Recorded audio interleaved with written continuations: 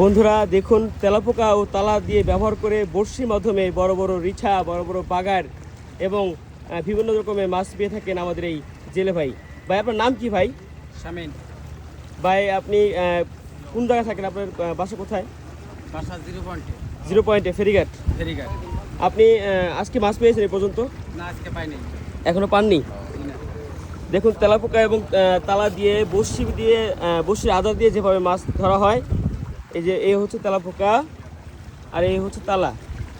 আর এই দেখুন উনি হচ্ছে গতকালকে দুইটা বাগা পাইছেন। কালকে দুইটা বাগা পাইছে, 1100 টাকা বিক্রি করছেন এবং আজকেও আসছেন। আজকে বসে কটা আনছেন ভাই? আজকে 3টা আনছি।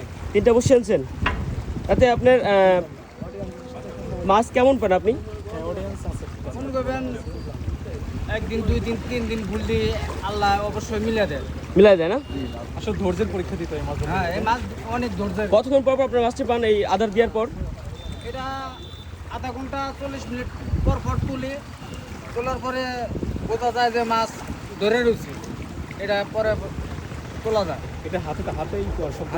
সাইজ কেমন পান আপনি? এমনি বর্তমান পাচ্ছেন কি সাইজ পেয়েছেন? 1.5 কেজি 2 কেজি 3 কেজি। এটা কি বাগের মাছ শুধু? বাঘের মাছ, রিঠা মাছ। ঠিক আছে, ধন্যবাদ।